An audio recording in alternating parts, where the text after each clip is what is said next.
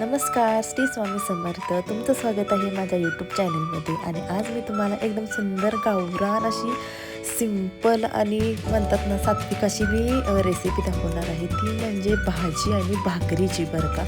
भाजी असणार आहे तुम्हाला तर दिसतच आहे, हरभऱ्याच्या एकदम कोवळ्या आणि ओली पानं असतात ना खुडून केलेली ती भाजी असणार आहे. आणि ही भाजी मला खूप खूप आवडते.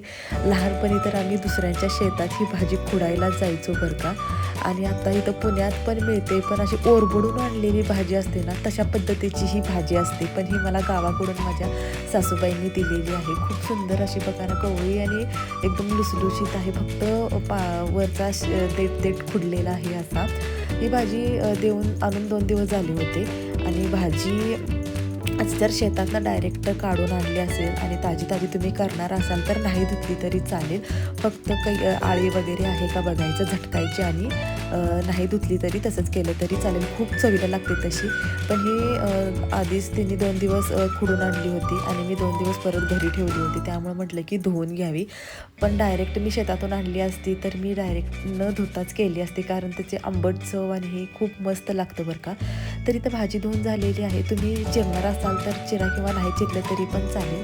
इथं मला ह्या वेळीनं चिरता येत नव्हतं नीट, तरी पण मी फक्त जास्त चिरलेलं नाही, म्हणजे बारीक बारीक एकदम केलेली नाही आहे. पण थोडंसं मी नाही का अर्धं अर्धं थोडंसंच केलेलं आहे, जास्त काय केलेलं नाही. आणि लहानपणी तुम्ही शेतात अशी भाजी खुडायला जायचा का? आणि जात असेल तर मला नक्की सांगा. आणि भाजी खुडता खुडता मध्येच बोटं पण चाटलीत का मला सांगा, कारण तो आंबट आंबट चव ना खूप भारी लागतं बरं का. म्हणजे भाजी खुडता खुडताच असं बोट चाटायचं म्हणजे ते आंबट लागतं, खूप छान लागतं बरं का. आणि त्यानंतर मी ही भाजी करणार आहे लोखंडी कढईमध्ये, म्हणजे लोखंडी तवा आहे माझ्याकडं मोठा भाजी बसण्यासारखा, त्याच्यामध्ये मी करणार आहे. आणि खूप छान लागतो बरं का. लोखंडी कढईमधलं कसं त्याच्यामध्ये लोह पण असतं आणि आपल्या शरीराला ते खूप चांगलं असतं. बऱ्यापैकी मी भाकरी वगैरे अशा लोखंडी कढईत करत असते, पण आत्ता मी फक्त भाजी लोखंडी कढईत केलेली आहे आणि या तव्यात केलेली आहे आणि भाकरी दुसऱ्या तव्यात केलेली आहे. पण मी मिरचीचा ठेचा वगैरे करायचा असेल किंवा थालीपीठ वगैरे करायचं असेल तर मी अशा लोखंडी तवा असतो ना खोलगट त्याच्यामध्येच मी करत असते. तर मी काय केलेलं आहे, ही भाजी करण्यासाठी एकदम सोपी पद्धत केलेली आहे. जास्त काहीच घातलेले नाही. तेल टाकलेलं आहे, त्याच्यामध्ये मिरची टाकलेली आहे, थोडंसं तिखट चव येण्यासाठी पहिल्यांदाच मिरची टाकलेली आहे. आणि त्याच्यानंतर मी लसूण टाकलेलं आहे चेचून. आणि लसूण टाकल्यानंतर मी लगेच भाजी टाकलेली आहे, हलवत आहे.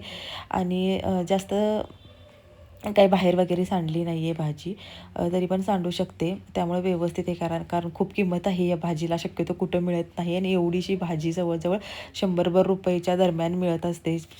एक असा ढीग लावतात तो 40-50 रुपयाला विकायला असतो. आणि ती पण ओरबडलेली असते, मोठे मोठे झाड उपडून आणतात ना तशा टाईपमध्ये ती विकायला असते. भाजी अजिबात चांगली नसते. पण ही भाजी इतकी मी मन लावून केलेली आहे ना, आणि इतकं एक तुकडासुद्धा वाया घालवलेला नाही आहे, अशा पद्धतीने मी बनवलेली आहे. भाजून झाल्यानंतर मीठ टाकायचं. शेंगदाण्याचं कूट तर मॅन्डेटरी आहे, शेंगदाण्याच्या कुटाशिवाय माझी भाजीच होत नाही. आणि शेंगदाण्याचं कूट मोठं मोठं पण टाकू शकता तुम्ही, खूप छान लागतं शेंगदाण्याचं कूट टाकल्यानंतर, भाजी वेगळीच चव येते.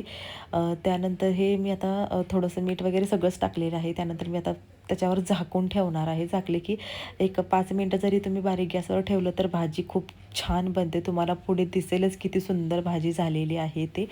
आणि त्यानंतर मग भाजी झाल्यानंतर म्हटलं की भाकरी करावी. भाकरीशिवाय भाजी चांगलीच लागणार नाही, म्हणून माझ्याकडे बाजरीची पीठ होतं. मी बाजरीची भाकरी केलेली आहे. बाजरीची भाकरी 2च केलेली आहेत, मला आणि पप्पांना. बाकी सगळ्यांना चपात्या केलेल्या आहेत, म्हणजे मिस्टरांना आणि मुलीला. आणि भाकरी पण आपली रेग्युलरच, काय इतकं काय त्याच्यात दाखवण्यासारखं नाही. पण मी चला म्हटलं की व्हिडिओ करावा, म्हणून भाजी भाकरीचा आज मी व्हिडिओ केलेला आहे. आणि हा व्हिडिओ तुम्हाला कसा वाटला, गावरान पद्धतीचा लोखंडी कढईमध्ये केलेली भाजी आणि भाकरी कशी वाटली मला नक्की कमेंट करून सांगा.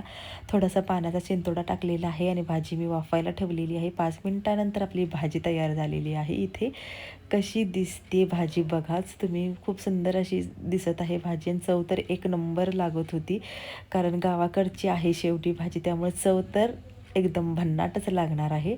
तर चला, हा व्हिडिओ तुम्ही शेवटपर्यंत बघा भाकरी आणि भाजीचा.